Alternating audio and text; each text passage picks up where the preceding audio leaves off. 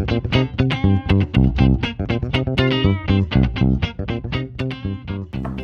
and welcome to High Ed Tech. I'm your host, Misty Patrick, and we're here today with a whole bunch of experts in the field to talk about tech and high ed.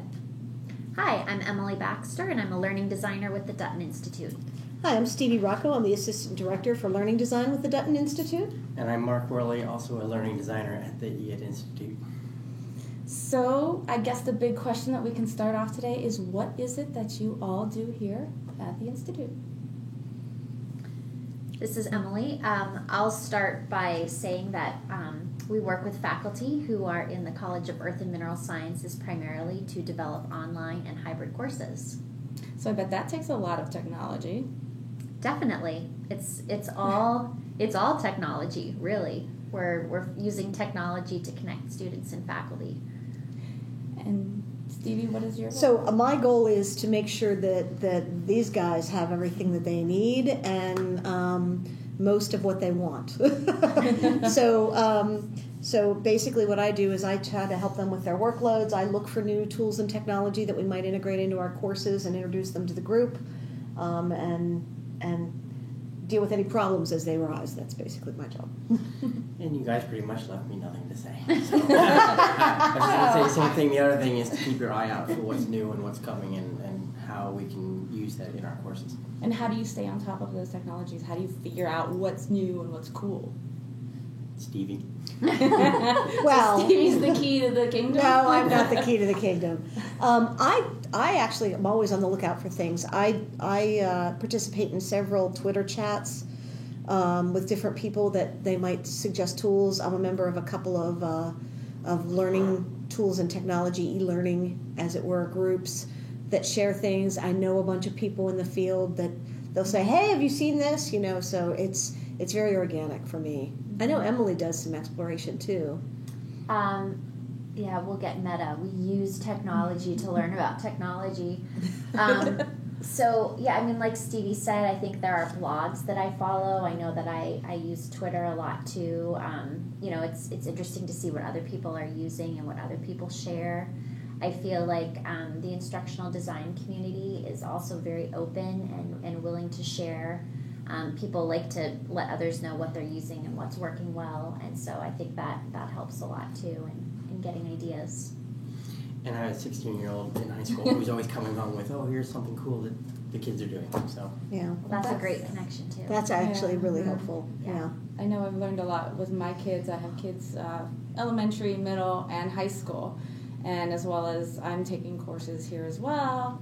And working here, I get to see tech at all the different levels, which is super cool. Which is pretty cool. So kids definitely will help you. And they'll quickly drop something, I've noticed. Oh, yeah. If it's not very effective. They're very quick to tell you what's not cool anymore. And so it sounds like the key to keeping up with the technology is that you're connected through social media and through being connected with other people in a variety of ways. So is that something that you also look for in your courses with your students? I'm looking at the designers here. I mean, how do you connect the students with each other? And you've done some interesting things with that recently in a course that you're working on now, right? Right. So there are tools that are built into some of our courses. So the platform that we use for courses, Drupal, does have a capability for students to comment and interact that way right within the platform. And then we've moved to Canvas as our learning management system. And so through Canvas, there are a variety of ways for students to interact as well. But we do try to extend that reach sometimes, and like we talked about, maybe move into other social media platforms that students may be just using in their daily life to make it, like Stevie said, more organic. One idea that I'm exploring with a faculty member right now is Twitter, is trying to use that, and I hope it's still considered hip by or functional by students in our undergrad demographic, but I know that faculty member tends to use Twitter. He does like to use it for professional development, and to share out resources that he finds useful. So we're thinking of doing a Twitter scavenger hunt. So the course is a material science course, We talk about different types of materials. We talk about, he really loves failures of materials. He really likes students to learn from stories about different materials failures so that they will not replicate those whenever they do become practicing members of the field.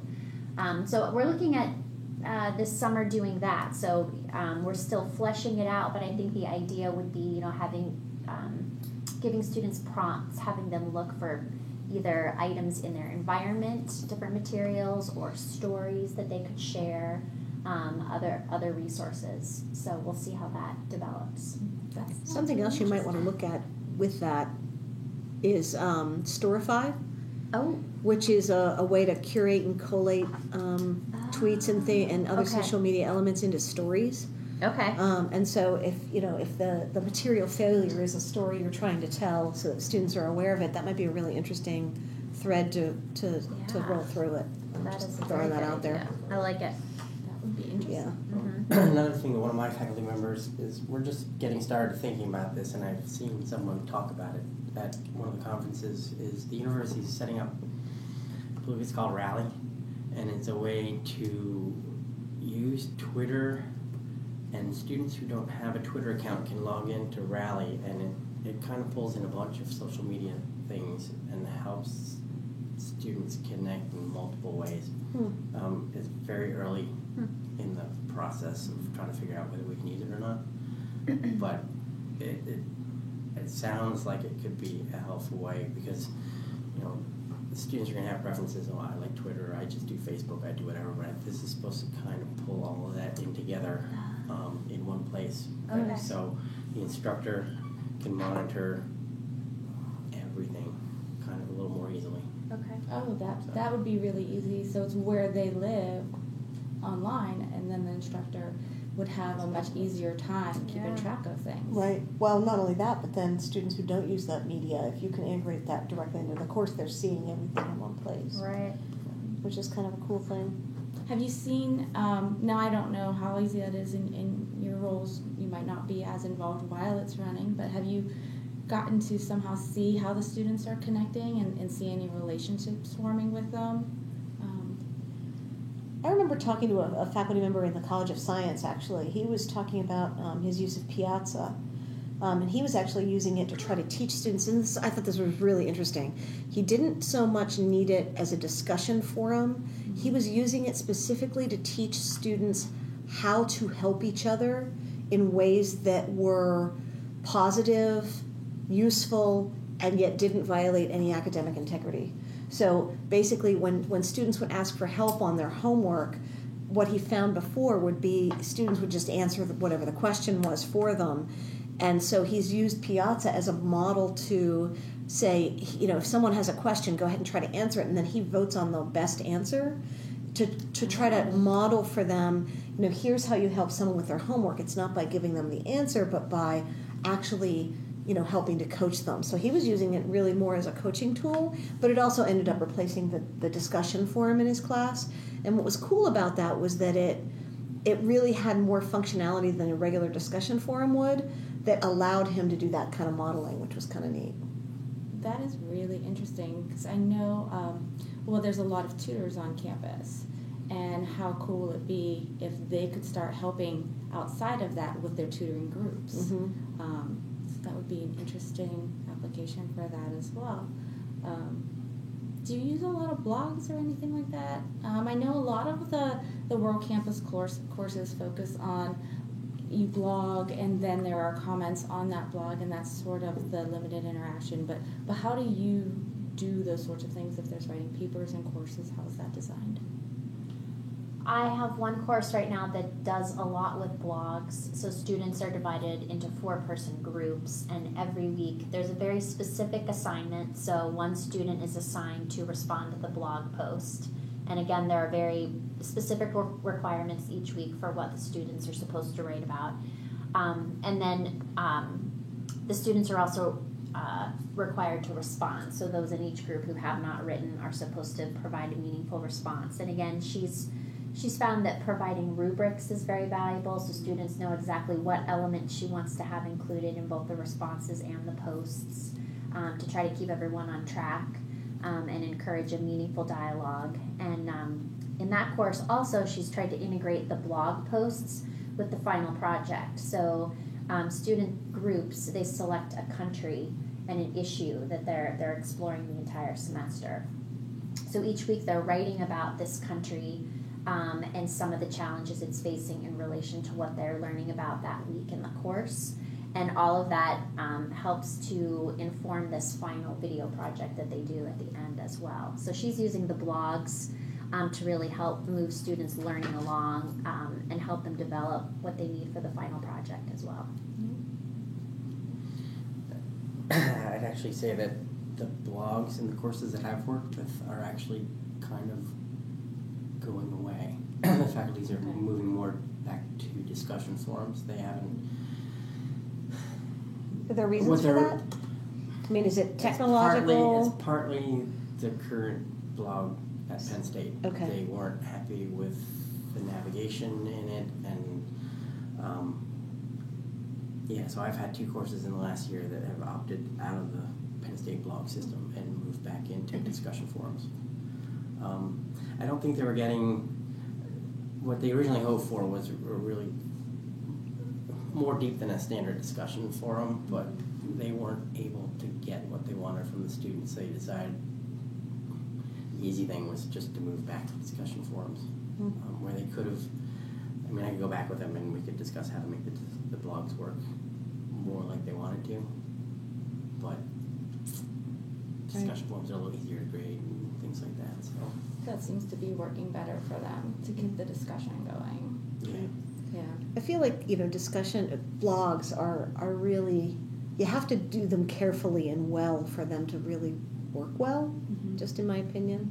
I mean, I keep thinking, that whole, we're not using things like Snapchat stories, but by golly, the undergrads are. There's a lot of folks using Snapchat story, and I'm not talking about just a Snapchat between 2 people. I'm talking they publish these things. It's sort of like, it seems to be the what's next after Vine kind of thing that's happened. So, I just don't know. Just interesting. But I'm not sensing the urgency to use blogs that there was. Right.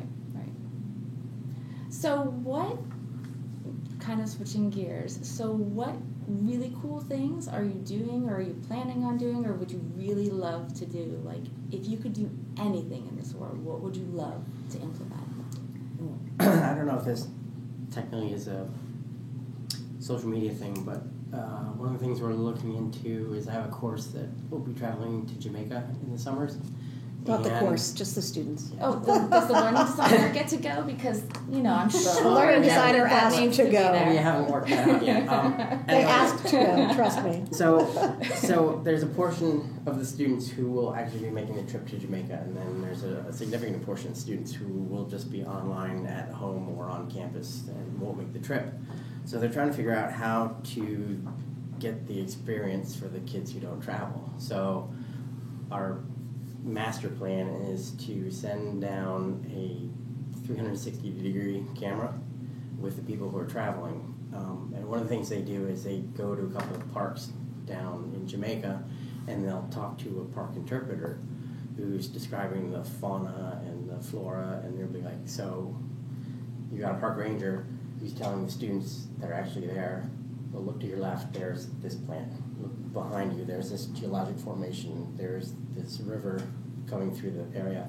And the students who aren't making the trip, sure, you can snap pictures and send it to them, but if you have a 360-degree camera and you load the app on your iPhone, you can have this virtual reality where you're looking at the screen, and when you turn around, your augmented reality, you're turning around and looking at what the people who are in Jamaica are looking at. So as the experience grows for the students who are there, there's a much better sense of that for the student who doesn't make the trip. And ideally, we're going to try to work out some sort of study where you can see, okay, study a group A and a group B, someone's dealing with just 2D pictures on their computer screen, and the other group has this virtual reality that they're working with, and see if there's really a pedagogical reason behind it, or if it's just a cool thing to do. Right. So That sounds really cool. So if Yeah. you have openings on the team to go to Jamaica. Not even Mark gets to go to Jamaica. Otherwise, I would have volunteered to design the course. The thing that I find really interesting about 360-degree video is that, and we were playing with an app called Verse, VRSE, that works with Google Cardboard. It's not only 360, but it's also 3D if you use the Google Cardboard. And for me, it's getting to the affective domain. We don't do that very well in higher ed, in my opinion. Let me get on my soapbox for 2 seconds. We're really, really good at comprehend, apply, synthesize, evaluate. We're not terribly good at appreciate or empathize with or the kinds of learning objectives that have the affective domain. And what I found was the one video that we had been looking at was from the point of view of a Syrian refugee in a refugee camp. And you really feel what it's like by being immersed in this 3D, 360-degree kind of world, even though you're just sitting in your office. And so, I'm wondering if we can explore having people appreciate a little bit more by using some of these newer tools for what it's worth. Yeah, Stevie shared that video with me, and one course that I'm working on is a GIS course, but they're looking at the refugee crisis specifically in Europe and coming up with solutions. And so we thought that would be a great example of something that you could add to the class, because right now we're definitely not dealing with the affective domain at all. We're strictly looking at the numbers and looking at the geography and trying to figure out spatially what makes sense. But I think that adding that emotional component to the story, I think, would make it a lot more compelling. Well, it's going to be, you're going to spend a lot more time discriminating and judging based on those numbers. It's not going to just be a logical decision at that point, right? Because you're like, oh, but I know what that feels like, and so maybe this isn't the best way to, so it's, that, I think that would be interesting. Mm-hmm. Yeah, I like it. Now, so I want to get into what you all learn by being involved with these tools, but also with the opportunity that you have to work with the course content, and how you're learning there and growing in yourself. So I know I went through one of the online courses, and it was one with a lot of politics in it and a lot of situations around the world that I probably would not have been exposed to had I not been going through an online course and editing and trying to clean up some things there. I found it really interesting. I never thought about things like sand being a resource that we're going to run out of because we keep building buildings that are made of glass. Our fancy new law building is helping to deplete our resources. But I was affected just by seeing a lot of things there. So what are you learning as you're learning with these tools and how you're implementing them, and what are you thinking about and what's important? But also, what are these courses, which is not your original domain, and how are you learning, and is this helping you and changing you in any way by being a learning designer? I've always thought that's the great thing about this particular job is we're not the subject matter experts, but we're working with the subject matter experts across a great variety of courses within the College of Earth and Mineral Sciences. My undergrad is in geography, so I understand a lot about that, but I've had the opportunity to work with material scientists, with electrical engineering faculty, and so it's a great opportunity to learn things that, sometimes it's way over my head, and it's all I can do is give the instructor, all right, here's the student point of view. I really don't understand this. You need to explain it more clearly. But other times it's a great learning experience. Something just might strike my fancy. It's like, this is really cool. I would do this on my own. I would go do a MOOC on this if I had time, but it's actually part of my job to read through all this material, but I get to learn a lot of the time. I think that's the best part about this job is that you get to learn all kinds of stuff. And I'm not going to say that we become an expert in any of it, but, I wish now that I had known that GIS existed when I was an undergrad, or that geography existed. It was totally not on my radar, but it's really interesting. And and energy and mineral engineering is not something that I would have ever gravitated toward, but I'm really fascinated by the sort of the differing perspectives and sort of the different scientific methods that they use. It's I love it. Yeah. I would echo what they've said as well. I think we all came to this field probably in large part because we do enjoy learning. We have a love of learning, and in this capacity we can not only learn ourselves, but our role is to help shape learning experiences that are effective for students as well. I think that going back to the technology question too, that's another part of learning that is exciting about our job. I think it builds confidence the more you learn about the tools that are available and the way that they can help students, and being able to share that with faculty to help make courses better. You learn a lot of interpersonal skills. You get to work with a lot of different people, different personalities, and so I think that's really valuable too, getting to make those connections around the college, across the university, and so that's been another real benefit as well. And that ties back to the whole networks of learning new things, right? The networks for learning new technology. Mm-hmm. Over time, you get to know all. There are faculty members I worked with 10, 15 years ago that I still am like, oh, you need to call that person. They know a lot about that thing. And so building that network is really, really important and helpful. Mm-hmm. Yeah, totally agree. Yeah. So overall, it sounds like connection both in your jobs as well as creating it for your students is really important. Staying up to date with your technological tools. We've got quite a list of them that you guys have mentioned. We'll put some notes on those on the blog post so you can have links to everything that we've talked about. What's your favorite part of working with these courses to finish up? And all of these cool tools. Every day is different. Every day, there are different challenges. Every day you're being faced with some new problem to solve, a challenge to look at something in a different way. So I like that part very much. I think the last topic of what's cool about working with different subject matter experts, just the variety of material that comes through us that we get to see.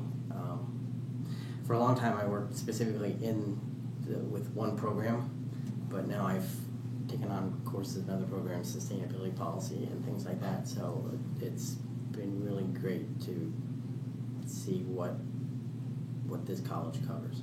Mm-hmm. And I would say, for me, I get really jazzed, and I don't get to do this very often anymore, but I get really, really jazzed when I'm talking with a faculty member and they mention something about their course, and I go, oh, there's this thing. You could do this thing with that course. And they go, what's that? That's so cool. And, so I was talking with one of Emily's instructors yesterday, and I said, oh, hey, we just found this new interactivity thing, that integrates into Drupal and it lets you make drag and drop and this and that. And I showed it to him, and he said, oh, I know what I'm doing tonight. And he's like, I'm going to go and look at that stuff because it's really cool. Or, last week I had a meeting with a faculty, or this week I had a meeting with a faculty member preliminarily before they were going to be meeting with a learning designer. And I said, well, this other course we're revising, and instead of starting with the learning objectives by the end of this lesson, you will be able to blah, blah, blah, blah, blah. We're going to start with a big question. And then we're going to start with a story that draws you into the lesson. And I think that would be really interesting. She's like, I totally want to do that. And so seeing people who are working with people who are just open to trying new, cool things, not just because they're new and cool, but because they want to see if that really improves learning for their students, I think that's my favorent part. It sounds like it's probably a favorite part for the faculty too, is to find these new ways to teach, so students learn and become excited about a field that they're clearly passionate about because they're in it for life. Yeah, and the reward is when a faculty member comes back, and this happens more often than you would imagine it does, and they come back after working with one of these amazing learning designers here, and they say, I've completely changed how I teach my resident class because of working with you guys.